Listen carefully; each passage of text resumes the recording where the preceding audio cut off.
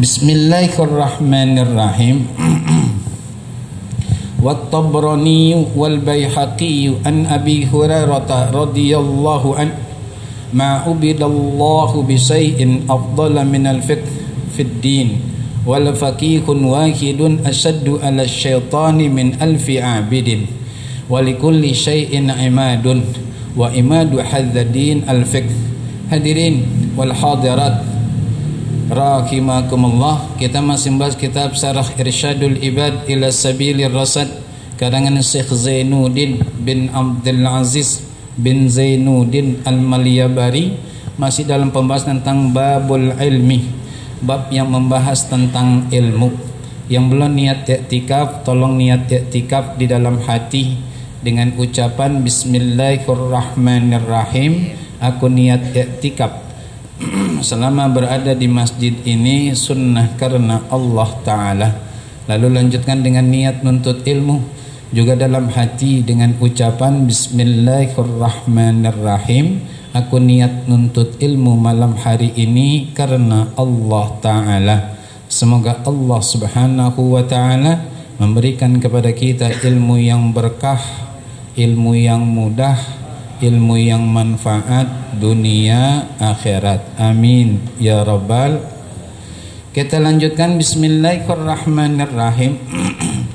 Wat-Tabrani wal Baihaqi an Abi Hurairah radhiyallahu an, dari Imam Tabrani, dari Imam Baihaqi, dari Sayyidina Abi Hurairah, semoga Allah meridai beliau, baginda Rasul sallallahu alaihi wasallam bersabda, ma'ubidallahu bisay'in afdala minal fiqhi, tidaklah Allah diibadahi oleh hambanya dari sesuatu yang lebih afdal ketimbang paham agama.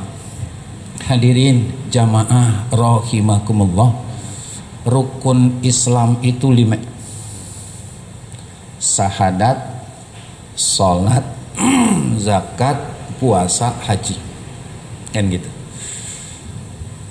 Kalau nggak ada 5 ini tanda tanya, itu tanda tanya. Artinya tanda tanya, keislamannya itu diragukan.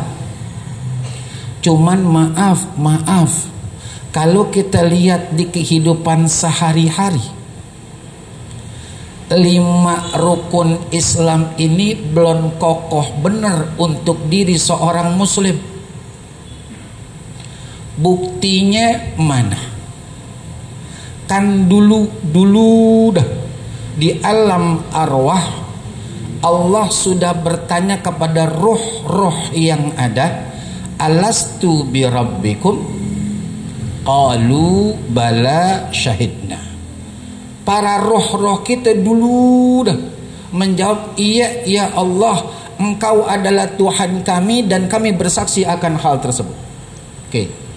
Kemudian kita ada di rahim mulia ibu kita 9 bulan 10 hari, kemudian keluar dari rahim ibu kita. Beranjak kita balik, maka wajib bagi kita untuk melaksanakan setiap perintah, wajib bagi kita untuk meninggalkan setiap larangan. Dan perintah yang paling utama dari sekian perintah yang ada adalah salat.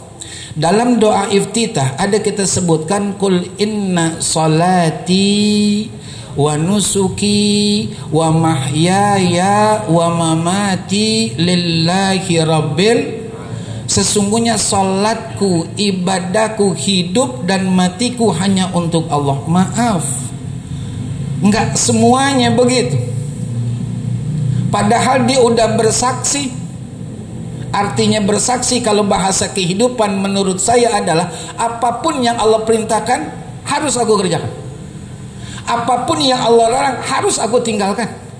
Bagaimanapun keadaan dan kondisinya, dimanapun aku berada. Maka pesan baginda Rasul sallallahu alaihi wasallam kepada Sayyidina Mu'az ibn Jabal radhiyallahu an, ketika beliau ingin berangkat dakwah ke negeri Yaman, ya Mu'adzu, kata baginda Rasul sallallahu alaihi wasallam, ittaqillaha haitsuma kunta, bertakwalah kamu wahai Mu'az dimanapun kamu berada. Takwa sungguh-sungguh kepada Allah Subhanahu wa ta'ala. Takwa yang dimaksudkan insya Allah adalah gitu, jaga sholat. Kok sholat sukron? Sholat itu kalau benar-benar dilakukan nggak laku CCTV, nggak laku security, nggak perlu yang namanya bodyguard. Emang kenapa? Orangnya lempang semua kalau sholatnya benar. Tapi kan sholat iya dilaksanakan, maaf nih bahasa saya, bukan didirikan. Kalau didirikan dari pondasi saudara sampai genteng kokoh, itu namanya didirikan. Tapi kalau dilaksanakan, pondasinya dia nggak peduli, boro-boro tengah ame atas, yang penting dia bergerak seperti orang sholat, selesai. Makanya hasilnya nggak ada perubahan saudara, nggak ada perubahan. Sebelum sholat, ketika sholat, selesai sholat sama. Makanya saya angkat topi banget tuh ketika melihat rekaman video seorang pengusaha ditanya oleh seorang wartawan. Kalau bahasa obrolannya adalah, Pak, iya, bagaimana Bapak merekrut karyawan-karyawan Bapak untuk bekerja di perusahaan Bapak? Apa kata beliau? Saya nggak memerlukan skill, saya nggak memerlukan judul segala macam persyaratan untuk melamar kerja. Saya cuma nanya sama mereka-mereka yang mendaftar di perusahaan saya, ente sholat gak? Itu doang saudara. Terus kata wartawan, kalau itu calon karyawan di perusahaan ente menjawab, iya saya sholat, saya terima. Begitu aja. Oh enggak, saya perhatikan hari-harinya. Sekali dia nggak sholat, saya keluarin. Saya keluarin itu. Saya nggak pakai tanya kenapa ente nggak sholat, nggak pakai tanya ente nggak sholat, saya keluarin. Setelah terbinanya, kata beliau, orang-orang di kantor saya, di perusahaan saya menghargai panggilan Allah. Nggak perlu saya pasang CCTV di ruangan-ruangan yang ada. Saya yakin mereka semua bakalan lempeng dan jujur, karena yang ngawasi Allah dan dia takut banget sama Allah. Kalau takut sama manusia bisa ngumpet saudara. Tapi kalau takut ame Allah, mau ngumpet di mana? Ini syahadat saudara. Paham kudunya, Pak? Paham. Gitu. Ada yang nanya. Saya agak tergelitik juga nih. Kenapa saudara? Ada yang nanya sama saya, Bapak Muslim? Muslim. Apakah Bapak pernah baca syahadat di tengah-tengah orang? Saya mikir iya juga ya. Bang, salah. Kita ini muslimnya alhamdulillah, karena kakek-kakek, nenek-nenek kita muslim, punya anak, dan itu adalah orang tua kita muslim dan muslimah, otomatis kita muslim. Dan dianjurkan, diajarkan oleh Rasulullah sebagaimana beliau melakukan kepada cucu dua mulia beliau, Sayyidina Hasan wal Husain, diazanin telinga kanan, dikomatin telinga kiri. Saya nggak melihat dan mendengar pendapat orang-orang di luar itu, karena saya menemukan itu dalil jelas. Kan gitu saudara. Kemudian ketika kita berwudu, kita pun baca, mohon maaf, ketika doa berwudu kita baca syahadat. Ketika kita azan kita baca syahadat. Ketika tahiyat kita baca syahadat. Apa perlu kita kumpulin orang untuk syahadat? Nggak perlu saudara. Salah ente kalau judulnya ke bawah pengaruh begitu. Kita nggak perlu, karena kita nauzubillah taubatan nasuh, bukan muslim kemudian kafir lalu bersahadat lagi. Enggak, alhamdulillah kita muslim. Makanya pesan Allah dari dulu sebelum kita ada adalah, ya ayyuhalladzina amanu taqullaha haqqa tuqatih wa la tamutunna illa wa antum. Makanya baginda Nabi besar Muhammad sallallahu alaihi wasallam itu beliau pernah tersenyum ketika sholat. Jadi sholat itu boleh tersenyum, yang penting gak keluar suara. Kenapa beliau tersenyum? Karena dibisikin sama malaikat. Kalau bahasa kita, wahai Muhammad, tenang, seluruh umatmu masuk surga. Beliau tersenyum. Tersenyum ketika sholat gak apa-apa, yang penting gak ngeluarin suara. Kalau ngeluarin suara pasti ada huruf saudara, ada huruf, walaupun cuma satu huruf bukan bacaan sholat, batal. Ini jaminan dari Allah lewat hadis baginda Rasul bahwasanya kita umat Islam pasti masuk surga. Cuman begitu, nggak ada kepastian selamat dari neraka. Itu yang harus digarisbawahi. Makanya kudu faham. Kalau orang udah faham, saudara, dia nggak bakalan goyang, nggak bakalan goyang. Contoh nih, angkat tangan dalam ibadah sholat, dalam kitab Safinatun Najah fi Usuluddin wal Fiqh itu 4 sunnah di 4 tempat. Ketika takbiratul ihram, Allahu Akbar, Allahu Akbar, Sami Allahu liman hamidah. Yang keempatnya ketika rakaat kedua setelah tahiyat, untuk rakaat ketiga diangkat tangan. Itu sunnah. Maaf, kalau kita nggak faham, kita akan menyalahkan orang kalau yang enggak angkat tangan, padahal boleh. Allahu Akbar, enggak angkat tangan, dilurus saja tangannya, boleh gak? Boleh. Emang apa? Paham. Dengan paham, amal ibadah kita aman dan enggak nyalahin orang. Ketika kita ibadah, enggak terganggu dengan ibadah orang lain. Contoh, kan ada ketika kita tahiyat, ada nggak yang begitu? Ada. Kan kita ngelihat, kalau kita paham, nggak bakalan terganggu, nggak bakalan terpengaruh. Emang apa? Paham. Yang bergerak ini, saudara, nggak batalin sholat. Emang apa sukron? Dia bukan anggota tubuh. Dia bagian dari anggota tubuh yang namanya keseluruhannya adalah lengan. Ini jari. Jari mau gerak bagaimanapun judulnya nggak batal. Berapa banyak pun dia bergerak nggak ngape-ngape. Cuman tolong yang biasa begitu jangan sholat berjamaah di tempat yang tenang tahiyatnya. Sebab sebelahnya jadi puyeng ngeliatnya, ngapain dia bergerak begitu. Kudu paham. Mentang-mentang kaget batal gitu kan. Yang lain agak terganggu. Tahadus binikmah di daerah Kuningan saya pernah dinyatakan begitu. Saya ulang syukuran sholat saya ulang. Emang apa? Terganggu saya. Nah saya bingung lihat jarinya bergerak mulu. Oh jangan dilihat. Kita merem aja begini. Kan gitu. Iya kan? Karena kita begini nih, kanan kita kelihatan, kiri kita kelihatan. Kalau kita merem makruh. Merem makruh kalau nggak ada sebab, kecuali dengan kita merem tambah khusyuk boleh. Contoh kata Muallim Al-Maghfurlah Kiai Haji Muhammad Safi Hazami Allah yarham rahmatal abrar, orang laki kalau Jumatan meluk dengkul makruh. Tapi kata Muallim kalau dengan meluk dengkul dia nggak jadi ngantuk, nggak apa-apa. Tuh. Ngaji biar paham, jangan cuman adek doang bengong aja. Makanya kalau boleh usul, maaf minta redo, jangan pernah ngaji di YouTube yang bikin kita bingung mau nanya ke siapa. Itu pertama. Datang hadir majelis taklim, guru-guru kita banyak.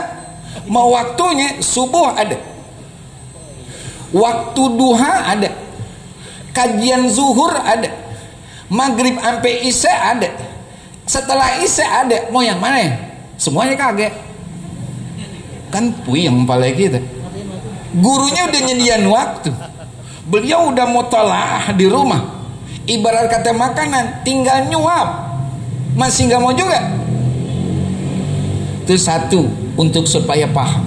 Yang kedua gitu, ketika ngaji simak. Karena setiap huruf dari guru kita itu pahala, saudara. 2, tuh, ya kan? Dan setiap kalimat dari guru kita, kalimat nih bukan huruf. Setiap kalimat dari guru kita yang kita nggak paham, mohon maaf. Izin nama guru, mohon maaf Kiai, mohon maaf Ustadz, boleh saya bertanya dulu sebentar. Ada apa? Saya belum paham nih. Misal, guru menerangkan tentang talak roj'i dengan talak bain kubro. Kan gak semuanya familiar dengan bahasa ini nih. Tanya sebelum berlanjut. Kalau udah berlanjut gak bakalan ketemu dah pahamnya kita. Gitu. Jadi jangan tanya.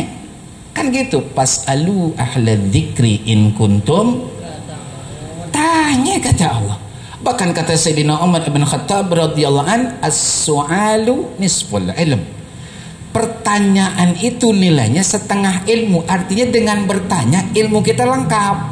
Hadirnya udah, dengerinnya udah, gitu. Ada yang nggak paham, supaya lengkap tanya. Ampe paham, guru nggak bakalan marah, saudara. Nggak bakalan marah. Jangan kita diem. Ente tak paham, kaget. Kok ente kaget nanya? Yang penting kan ngaji.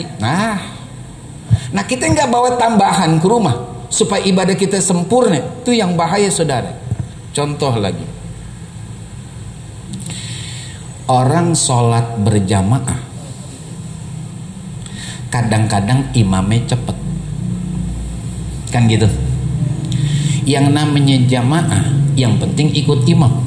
Ngertinya mereka begitu kebanyakan.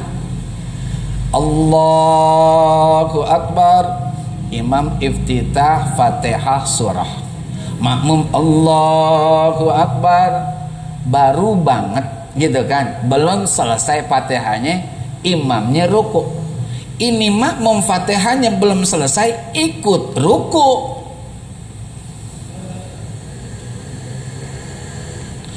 Menurut mazhab Imam Syafi'i, sholat jahar ataupun sholat sir, makmum kudu baca Fatihah. Dalilnya apa? La sholata liman lam yaqra bi Fatihatil kitab. Tidak ada sholat, kata Rasulullah, bagi seorang muslim yang gak baca Fatihah walaupun dia makmum. Ini mazhab Syafi'i. Sedangkan mazhab Imam Hanafi menyatakan mau jahar ke mau sir ke nggak perlu makmum baca Fatihah, udah ditanggung sama imam. Sedangkan Imam Malik menyatakan kalau jahar gitu ya nggak perlu baca Fatihah makmum, tapi kalau sir ada suaranya tapi nggak kencang, seukuran kedengaran telinganya aja, maka baca Fatihah. Kalau kita paham begitu, kita nggak bakalan ninggalin Fatihah, saudara. Kebanyakan mereka maaf nggak paham. Fatihah belum selesai, jangankan satu ayat, saudara, satu huruf aja kagak kebaca, nggak sah. Nih kudunya paham. Makanya kalimat-kalimat di dalam agama itu yang cenderung sering kita dengar, tapi nggak ada upaya kita untuk menggali lebih dalam. Itu bahaya, saudara. Asli bahaya. Beneran bahaya. Karena kita nih yang akan menanggungnya besok. Menanggungnya besok. Kalau dibilang, San saya nggak tahu, saya nggak paham, ada majelis taklim nggak? Ada gurunya nggak? Ada. Entenya kemana? Mau jawab apa kita kalau ditanya begitu sama Allah? Paham, ya. Jadi seafdal-afdalnya ibadah kita seorang hamba kepada Allah Subhanahu wa taala adalah faham akan agama, faham akan ibadah yang mau kita laksanakan, yang mau kita tunaikan, yang mau kita dirikan. Faham. Kalau udah faham, top, udah itu beres, nggak bakalan bingung gitu jadinya. Orang mau lagu apa juga kita tenang aja, karena kita udah paham. Tuh. Kalau nggak paham, bisa jadi apa yang kita lakukan gitu ya, jadi timbul ragu-ragu. Emang apa? Kita lihat yang lain nggak kayak kita, yang bener yang mana nih ya? Tuh. Karena nggak paham dan nggak mau nanya ketika nggak paham. Kita lanjutkan. Wal faqihun wahidun asyaddu ala syaitani min alfi abidin. Dan seorang yang faham betul akan agama itu untuk setan lebih dahsyat ketimbang 1000 orang yang ahli ibadah. Saya mohon izin nih sama guru kita Ustaz Haji Ahmad Zarkasi bin Ustaz Haji Ahmad Sanusi bin Kiai Haji Mursyahid, juga guru kita Al-Mukarram Ustaz Haji Adi Sulaiman bin Haji Abdul Rasid Allahyarham rahmatal abrar.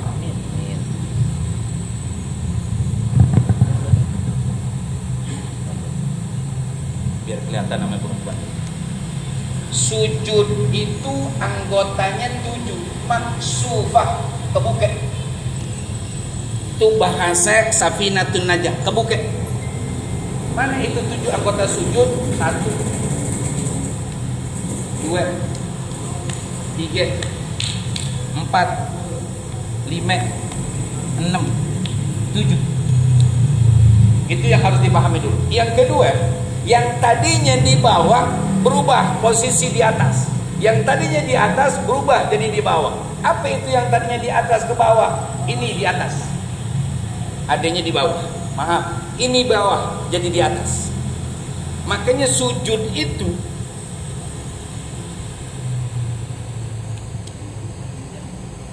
kelihatan enggak, Bu? Enggak.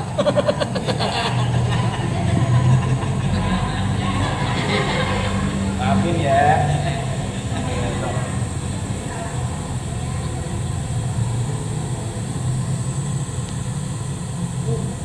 Ini sujudnya begini. Kalau ada sujud begini, nggak sah. Karena yang harus nempel di sajadah, di karpet, perut jari. Di perut jari namanya, Bapak Ibu, di perut jari. Bukan ujung jari. Boleh diperhatikan orang sholat. Apalagi imam masih belum paham tapi berani jadi imam. Ini yang bahaya. Makanya kalau memang belum layak untuk jadi imam, udah apa dah? Jadi makmum aja.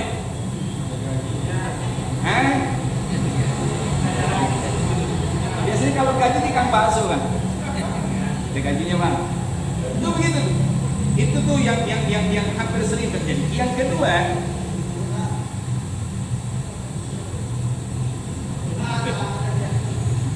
posisi pala sampai posisi ini hampir sejajar, nggak satu. Makanya kalau orang sholat misalkan Jumat, habis tempat ada tangga dia sholat, maka posisi dia misalkan pala dia sampai belakang dia sejajar, nggak satu.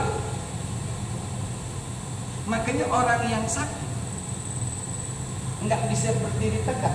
Misalkan dari awal dah kan, boleh duduk. Cuman ketika dia rukunya itu standar, duduk nih. Allah Akbar. Tapi ketika sujud harus lebih dalam. Jadi sah. Tapi kalau seandainya rukunya lebih dalam, sujudnya itu adalah posisi ruku, nggak sah. Harus paham. Makanya aneh cuman dia nggak paham agama, nggak paham ilmu syariat, ilmu ibadah, nggak mau ke majelis taklim, kan heran. Kan orang nggak paham tapi dia nggak mau belajar bagaimana dengan ibadahnya sehari-hari.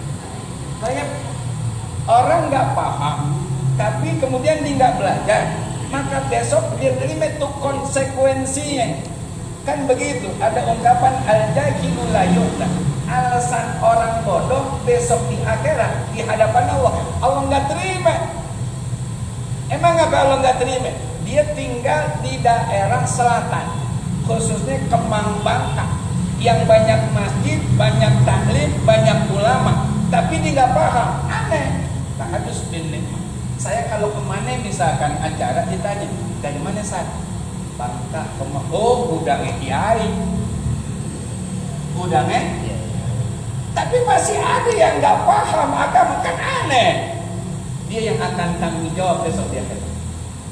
Dia harus tanggung jawab akan ibadahnya yang Allah kaget terima, bukan gara-gara judulnya, artinya dia itu salah, tapi emang nggak punya modal ilmu. Sehat kakinya, jalanan rata, banjir juga kaget, serem, pohon-pohon gede, pohon nangke, duren, cimpedak, rambutan udah ditebang, kuntilanaknya udah kaget. Mau alasan apa? Ayo, kan begitu judulnya. Ada alasan apa lagi kata Allah? Ayo, kan nggak ada alasan. Motor ada, alasan apa kata Allah ini?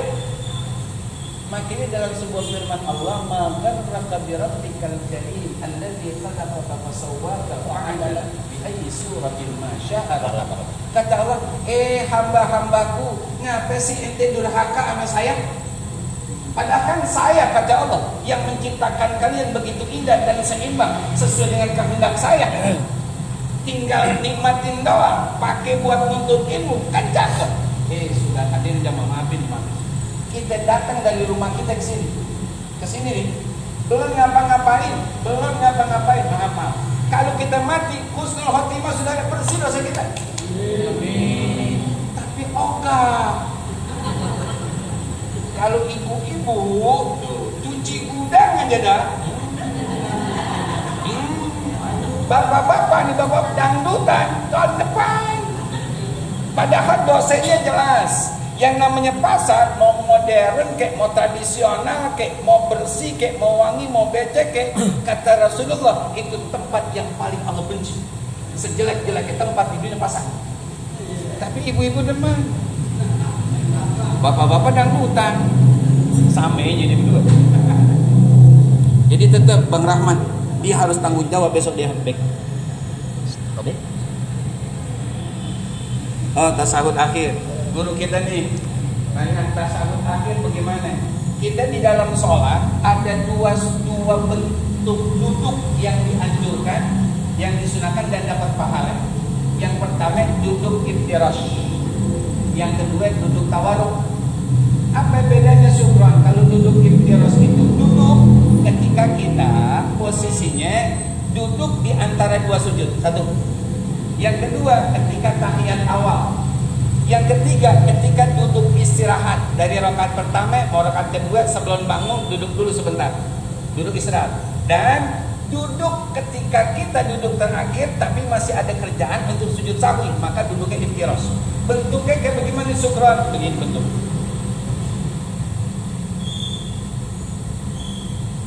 Di iftirash.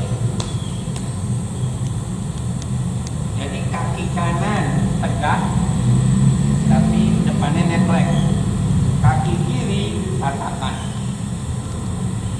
Ini iftirash, ini sunnah nih, dapat pahala nih. Tadi tuh kita gunakannya kapan untuk iftirash. Yang kedua duduk tawarruk. Apa duduk tawarruk? Duduk terakhir saat tahiyat akhir dan gak ada kerjaan lagi. Bentuknya begini. Dapat pahala? Dapat pahala. Boleh nggak kita duduk suka-suka kita? Boleh. Ente mau silet boleh. Boleh buat bahasanya nih. Bahasanya boleh. Gitu. Ente mau begini aja. Boleh.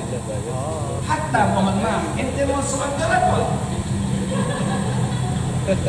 Ini jangan salah paham. Boleh selonjoran. Cuma nggak dapat pahala dan bangunnya susah. Ya, susah ribet. War pergi. Ya, boleh. Kalau jempol kita cantengan, Mulun. tempat sakit tuh. Kita mau bawa tepuk begini, ya kan? Hebat. Tapi kita nggak bawa tepuk, takut nggak diunggah, tetap dapat pahala saudara. Nggak apa-apa. Emang ada uzur? Ada uzur. Kecuali nggak ada uzur, kita nggak mau tuh melaksanakan duduk baik iftirash ataupun tawarruk, nggak dapat pahala, sia-sia duduk kita.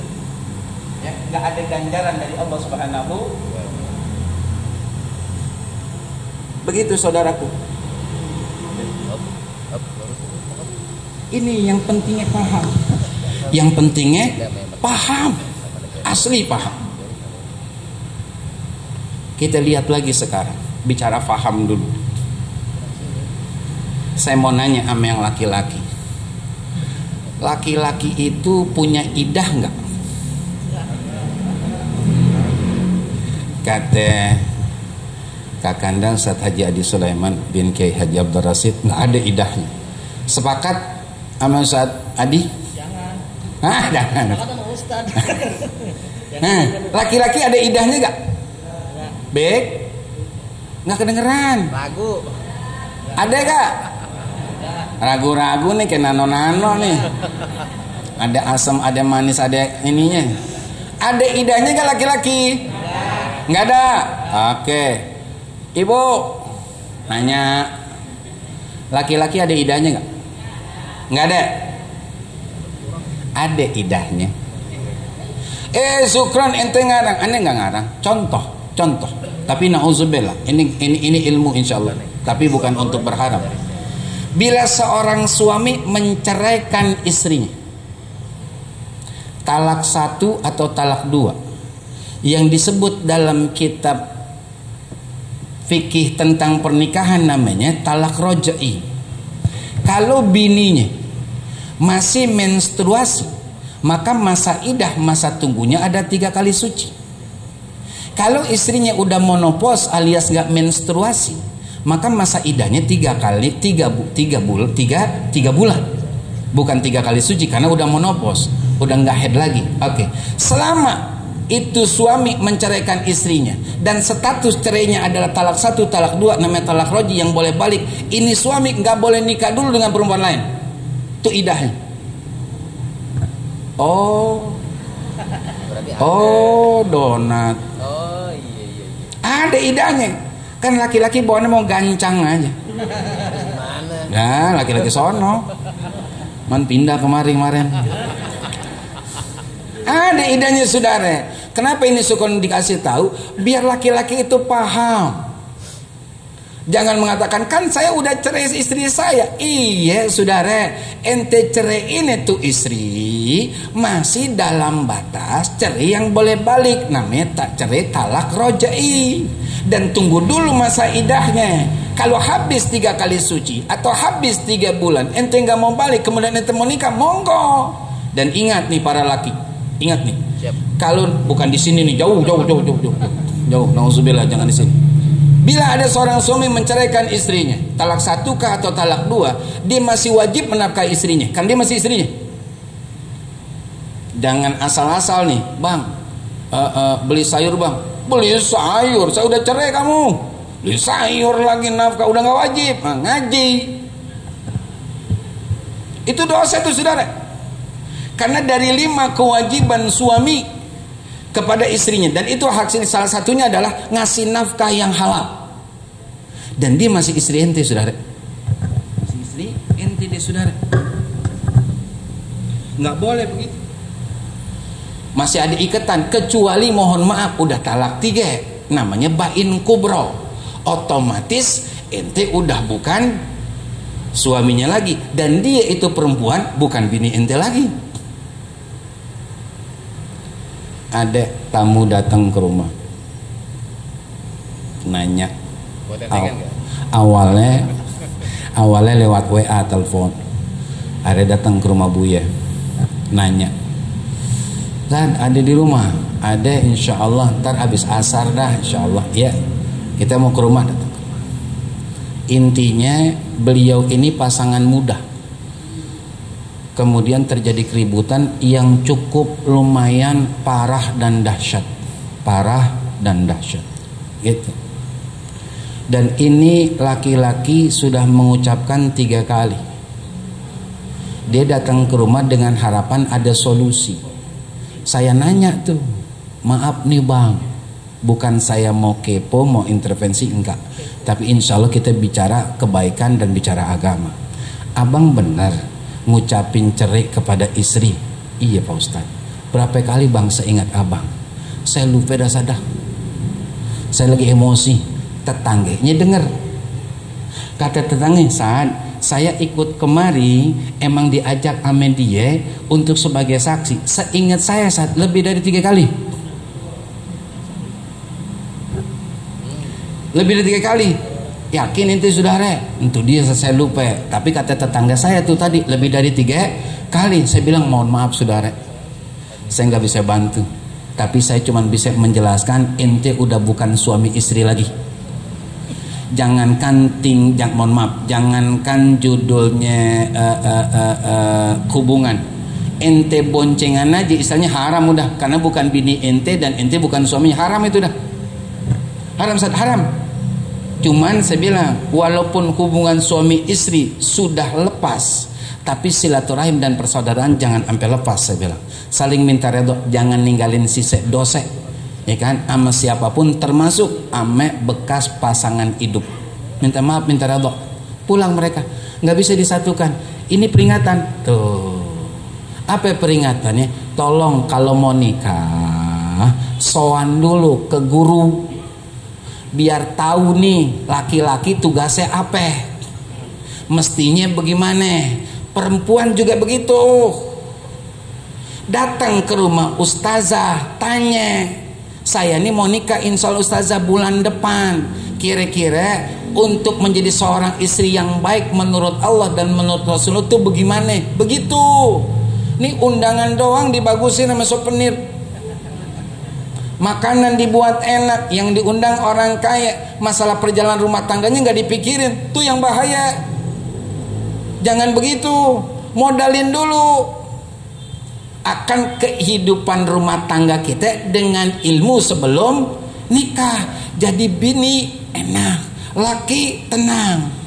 Tadi pagi ada pengajian subuh, saya bilang begini, bersyukurlah para suami kalau punya bini yang cerewet. Ada nggak punya bini cerewet? Kayaknya semuanya sama dah. Oh, kosong banget pandangannya pada. Kayaknya semuanya gitu. Iya, ada yang bilang, emang kenapa Ustaz? Kok bersyukur? Iya bersyukur. Kalau suami punya bini yang cerewet, kemudian suami sabar, itu tanda diwali min auliyaillah, kekasih daripada kekasih Allah Subhanahu wa ta'ala.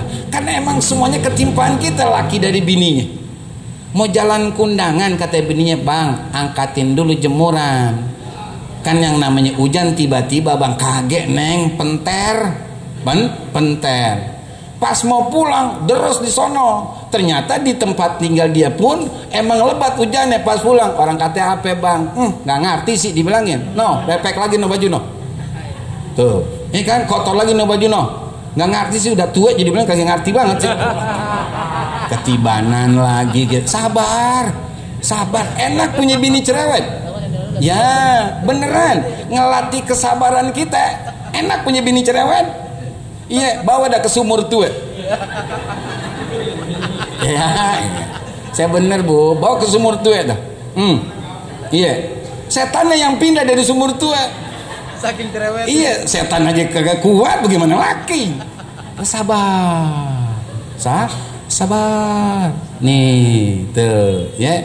Dan punya laki ya, walaupun secara fisik ada kekurangan nih, secara pendapatan hari-hari nggak seberapa, bersyukur bu, bersyukur. Ibu mau pilih laki yang sekarang, misal ibu bukan di sini, cuman sebagai perumpamaan doang, mau pilih laki yang sekarang dan bersyukur ame Allah, apa mau bintang film? Jangan bohong, pasti bintang film. Saya kasih tahu nih, saya kasih tahu, secakep-cakepnya bintang film, secakep-cakepnya model, yang badannya atletis, kulitnya putih, hidungnya mancung, wangi aromanya, turun dari BMW, dia itu belum tentu sabar punya bini kayak ibu. Mendingan laki yang begini di sini. Hitam juga gurih. Ya elah, nerima nggak apa-apa neng, nggak apa-apa. Tuh, dengan sabarnya laki dan bersyukur bini, masing-masing ini pasangan saling melengkapi. Walau di sini hidupnya sederhana, besok bahagia di surganya Allah Subhanahu. Kenceng banget aminnya. Emang? Kayaknya ketahuan banget gitu rumah tangganya bagaimana. Itu hadirin. Al-hadirat rahimakumullah, paham, kudu paham. Kalau laki lagi marah, bini jangan timpalin, itu namanya paham. Laki lagi marah, bini emang, maaf ya kalau bahasanya kurang sopan, maaf mencari dok. Emang lu doang bang, lu kata gua takut sama lu, bukan mah. Ada bini begitu di sini? Yang paling depan senyum, saya tahu tuh mantannya siapa. Saya tahu itu. Kan gitu saudara. Jangan timpalin. Laki itu tanggung jawabnya berat. Yang dipikirin kompleks. Kalau beliau ada keluhan, Udah usap-usap aja kayak Sayyidah Khadijah. Nih kaget sih. Udah pesek, jelek, Ya Allah. belagu-lagu. Tak kalau lakinya tinggal dia mau ngapain dah? Iya kan? Sabar. Kalau bininya marah, laki juga tenang. Jangan juga ditimpalin. Kan perempuan memang capek, saudara. Kan kita nggak pernah hamil. Pernah nggak hamil? Nah sakit perut aja kita kagak kuat, bagaimana hamil? Maaf ya, maaf kalau kurang sopan. Kan bapak nggak pernah netein. Yang netein siapa? No. Setiap anak saudara ditetein. Dan itu cakepnya 2 tahun kata Allah. Kan begitu, 2 tahun nete. La ilaha illallah. Capeknya kayak apa? Makanya lihatnya ke situ. Kayak ungkapan Sayyidina Umar. Dia udah capek bini saya, ngurusin saya, lahirin anak-anak saya, mandiin dan seterusnya urusan rumah tangga. Biarin gak apa-apa di ngomel, saya dengerin aja dah. Tuh, ini mau sorge belagu-lagu. Dan duit kaget, tampang ngepas, belagu-lagu. Enggak, udah laki, ya bini lagi marah, udah anteng aja, gitu. Nah, laki lagi marah, bini anteng, aman dah. Kalaupun ada yang pecah, paling atuh gelas. Nggak apa-apa, maklum. Atuh gelas nggak apa-apa. Kan masih ada setengah losin lagi. Masih ada setengah losin lagi. Ketimbang pecah, hancur, berantakan hubungan suami istri, yang Allah itu kagak senang. Abghadul halali indallah at-talaq. Sesuatu yang boleh tapi Allah murka, Allah nggak senang adalah talak. Makanya talak itu jalan paling akhir, sudah ada akhir banget. Bukan jalan awal emosi antara suami istri. Enggak begitu. Gunakan panjang akal nikmat dari Allah buat kita kaum lelaki, dan gunakan rasa yang dikasih lebih oleh Allah untuk kaum perempuan muslimah.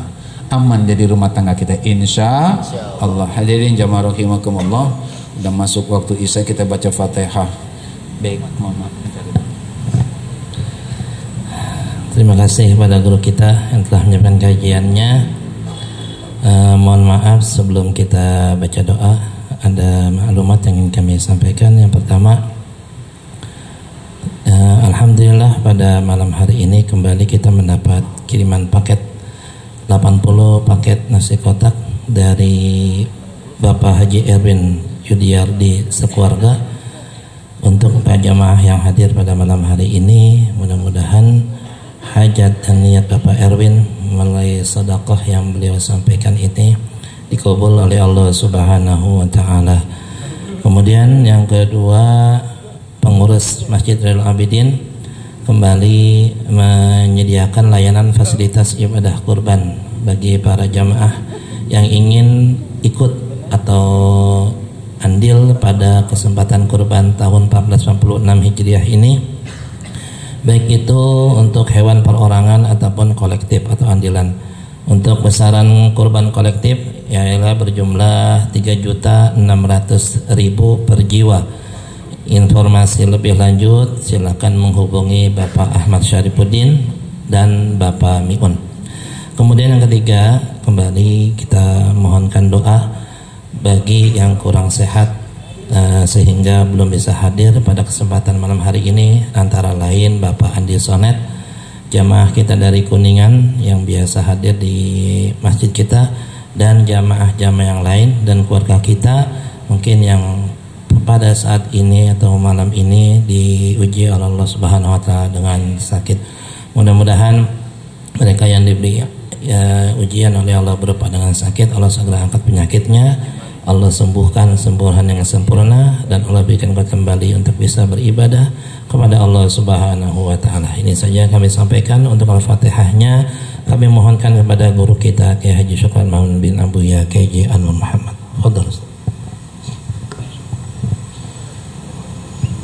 Al-Fatihah. Ala man nawaina wa ala man nawaitum wa ala man nawa bihi Haji Erwin wa ailatuhu biniyatir rahmah wal maghfirah, biniyatis sifah was sihah was salamah, biniyatil qabul wal maqbul wal madhkur ila hadratir rasul sallallahu alaihi wasallam. Al-Fatihah. A'udzubillahi